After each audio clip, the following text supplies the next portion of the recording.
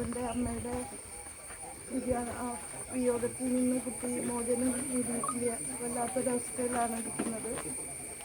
അപ്പോൾ ഞാൻ അവനോട് NSS വീട് പണി ഏറ്റെടുത്ത കാര്യവും പിന്നെ ക്യാബിനറ്റ് കൂടി അവനൊരു ജോലിയൊക്കെ നൽകുന്ന കാര്യം പരിഗണിക്കുമെന്നൊക്കെ പറഞ്ഞു.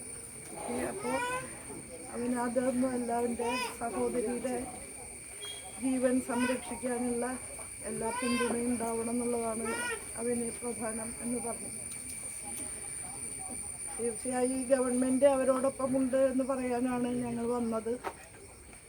NSSൻ്റെ നേതൃത്വത്തിൽ നമ്മുടെ കലാലയങ്ങളിൽ പ്രവർത്തിക്കുന്ന നമ്മുടെ വിദ്യാർത്ഥികളുടെ സന്നദ്ധ സംഘടനയായിട്ടുള്ള നാഷണൽ സർവീസ് സ്കീം അവരുടെ വീട് പണി പൂർത്തീകരിക്കുക എന്നുള്ള ഉത്തരവാദിത്വം ഏറ്റെടുത്തിരിക്കുകയാണ്. NSSൻ്റെ സ്റ്റേറ്റ് കോർഡിനേറ്ററായിട്ടുള്ള അൻസാറും MG യൂണിവേഴ്സിറ്റിയുടെ കോർഡിനേറ്ററായിട്ടുള്ള ഡോക്ടർ ശിവദാസും നമ്മുടെ MLA ആയിട്ടുള്ള ആശയും ചേർന്ന് അവർ 3 പേരും അടങ്ങുന്ന ഒരു കമ്മിറ്റി അത് ഈ നിർമ്മാണ പ്രവർത്തനങ്ങൾ മോണിറ്റർ ചെയ്യും. ഞാനും അതിൻ്റെ ഒപ്പം ഉണ്ടാവും.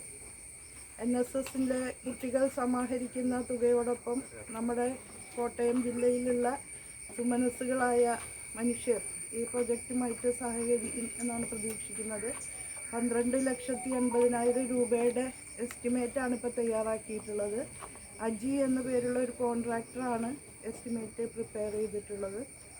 വീട്ടിലേക്ക് സാധനങ്ങൾ കൊണ്ടുപോകാനായിട്ട് കുറച്ച് പ്രയാസമുണ്ട്. സ്റ്റെപ്പുകൾ ഇറങ്ങിപ്പോയി ഉള്ള ഒരു വീടാണ്. ആ നിലയിൽ അതിനും കുറച്ച് ബുദ്ധിമുട്ടുള്ള രീതിയിലാണ്. അതുകൊണ്ടാണ്